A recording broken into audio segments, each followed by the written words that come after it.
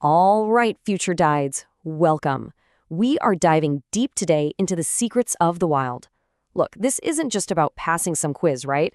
It's about learning to read the stories the animals are telling us every single day. So let's get you ready to absolutely ace it. You can think of this as your personal cheat sheet for the quiz. We've basically taken all the key stuff from your study materials and boiled it down so that you're not just prepared, you feel totally confident in your knowledge of animal behavior. So here's the game plan. First, we'll look at the quiz itself. Then we'll get into decoding animal cues, the real subtle stuff. After that, we'll jump into the drama of predator-prey interactions. And finally, we'll connect it all back to what really matters, the guest experience. We'll finish up with a quick check-in to make sure you're good to go. Sound good? Let's dive in. Okay, so what's our mission here? It's actually pretty simple. We are not just memorizing answers. No way. We're going to uncover the why behind every single concept. That way, you can start to think like a seasoned guide and really get the dynamics of the wild. All right, first up, interpreting animal cues. This is the skill that takes a guide from good to great. Seriously. It's about way more than just spotting animals. It's about learning to read the entire landscape for clues. It's like learning the hidden language of the bush. And believe me, it reveals so much more. So let's start with a big one. How do you find a predator when you can't even see it? This question, or something like it, is pretty much guaranteed to be on the quiz because it's at the absolute core of what we do. And the answer? It's not magic. It's all about reading the signs. Okay, let's break down the evidence. You see large predator tracks cutting across the road, and they're following a herd of zebra? That's a massive red flag. Or what about this?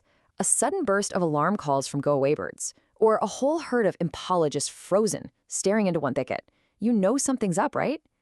These are the real, concrete signs that tell you a predator is probably close. So definitely keep these indicators in your back pocket for the quiz. But why do we care so much about these subtle little cues? Here's why. Because they let you predict what's about to happen. And when you can do that, wow, you can create a truly unforgettable experience for your guests. You stop being someone who just points out an animal. Instead, you become a storyteller, interpreting the drama of the wild as it unfolds right in front of them. That, right there, is the key. Okay, let's switch gears for a second and talk about the creatures of the night. For nocturnal predators, it's all about their incredible adaptations. Think about it. The totally silent flight of an owl, or the piercing night vision of a leopard. When you're on a night drive, pointing out these unique skills, these are basically superpowers of the dark. That's what makes the experience come alive for your guests. All right, now for the really juicy stuff, the action. This section is all about the heart of the drama out here, that timeless dance between the hunter and the hunted. And let me tell you, understanding these dynamics is absolutely essential for interpreting those big, powerful sightings. So, when we're talking about hunting, predators usually specialize in one of two main strategies. First, you've got your ambush hunters. Think leopards. They rely on pure stealth and then a sudden, explosive burst of speed. Then, you've got the endurance hunters, like wild dogs. They're all about teamwork and just relentlessly chasing their prey until it's exhausted. Getting this basic difference down is really, really key. A perfect example of that ambush style is the sit-and-wait strategy. Just picture a crocodile lurking just under the water surface, or a puff adder perfectly camouflaged right on the pass. The real genius here is how much energy they save. They don't waste a single calorie on a long chase. Nope, they just let the meal come to them. It's a total masterclass in efficiency. But hey, it is not a one-sided story. The prey have their own playbook for survival, and it's pretty sophisticated. Step 1 is camouflage, right? Just try not to be seen. If that doesn't work, there's safety in numbers. Think of the confusion and all those extra eyes in a herd. And finally, you have alarm signals, which work like a community-wide alert system. It's just a constant battle of wits out there.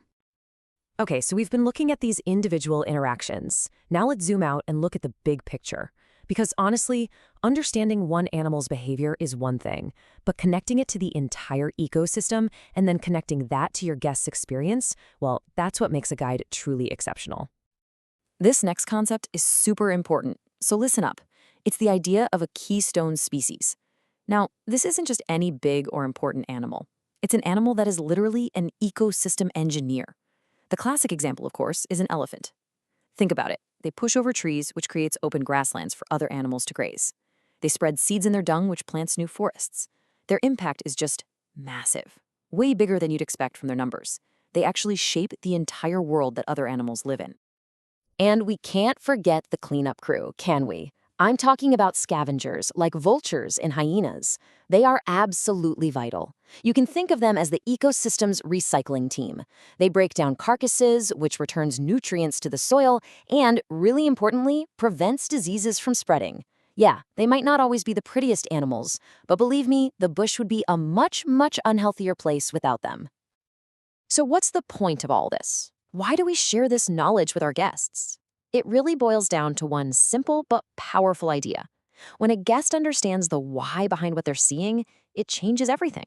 It's no longer just a lion lying in the shade. It becomes a predator conserving energy for the upcoming hunt. See the difference?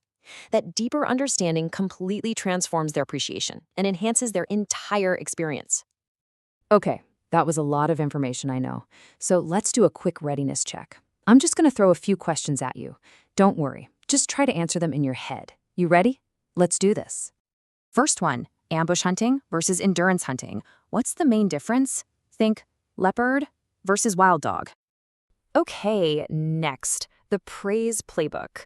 Can you name 3 of their key defensive strategies? Go. And for the final check, can you define a keystone species for me? And then explain why scavengers are so darn critical for the ecosystem. Hey, if you could answer those questions, even just in your head, you are in great shape. You've got this. You have the knowledge, you get the principles. Just trust your training, trust your gut, and go show them what you know. You are ready. Good luck.